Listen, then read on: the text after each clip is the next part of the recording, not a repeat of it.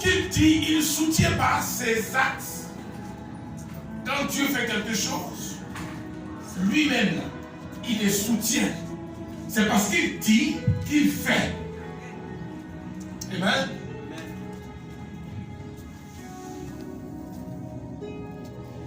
Est-ce qu'il y a quelqu'un qui sait qu'il est sur le trône? Alléluia. Il est sur le trône. Le problème, c'est qu'on ne sait pas. Pourquoi? Parce que la Bible dit que nous sommes fils de Dieu. Ah! Est-ce que le fils du roi du Maroc n'est-il pas sur le trône? Alléluia. Le fils du roi du Maroc est sur le trône. Son épouse également est sur le trône. Et c'est d'ailleurs pour cela que lorsque vous voyez le roi assis dans sa chaise, vous voyez que tous ses enfants sont également à sa droite et ils sont là également.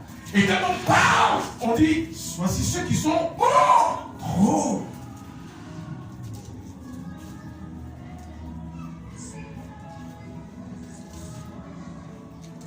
Et la Bible vient appuyer cela pour dire que nous sommes co-héritiers de Christ. Nous sommes co-héritiers de Christ. Et si Christ est assis à la droite du Père sur le trône, ça veut dire que nous, même si ce n'est pas physiquement, mais spirituellement, nous sommes sur le trône. C'est pour cela que je veux que tu dises à quelqu'un, je ne suis pas n'importe qui. Je ne suis pas n'importe qui. Nous ne sommes pas n'importe qui. Mais le problème c'est quoi? C'est qu'on se néglige. Et on croit qu'on est comme les autres. Frère, tu n'es pas comme les autres. Alléluia. Tu n'es pas comme les autres. Il y a les uns et il y a les autres.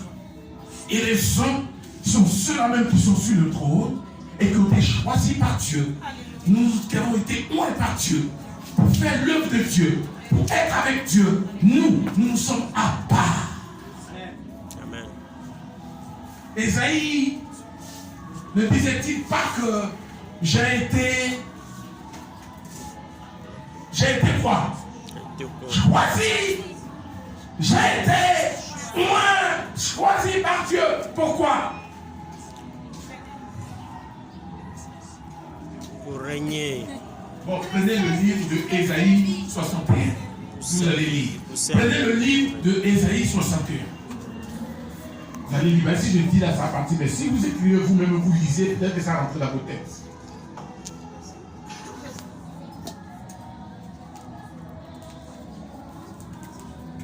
Verset 1. L'Esprit du Seigneur est Sur moi. Il Ma ouin. Hein? porter la bonne nouvelle et Pour pour libérer les captifs. libérer les captifs. Et quoi? Pour continuer. Ouais, libre. Oui. Euh, Lis.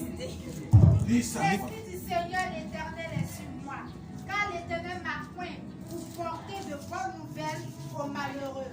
Il m'a envoyé pour guérir ceux qui ont le cœur brisé, pour proclamer aux captifs la liberté, et aux prisonniers la Délivrance. La délivrance. C'est pas ça? Amen. Mais si toi-même tu es captif, Une année de grâce.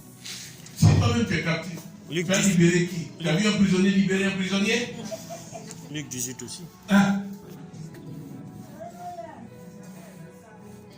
Donc en d'autres termes, c'est pour cela que lorsque un enfant de Dieu qui connaît sa place, un enfant de Dieu qui a été oint, qui a été choisi par Dieu, pour faire en sorte que justement il puisse proclamer l'évangile et libérer ceux-là même qui sont sous le joug de l'esclavage, tous ceux-là même qui sont captifs encore, et proclamer une année de quoi? De grâce pour les autres.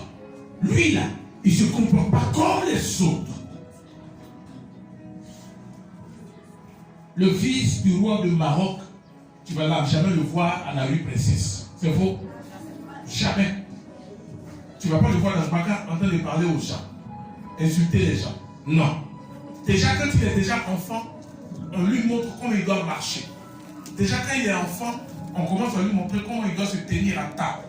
Quand il est enfant, on lui dit comment il doit saluer les gens. Toutes ces choses, pourquoi?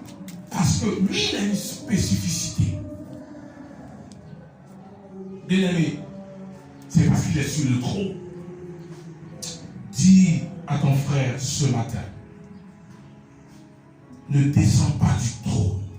Ne descends pas du trône. Voici le titre du message. Ne descends pas du trône. Ne descends pas du trône.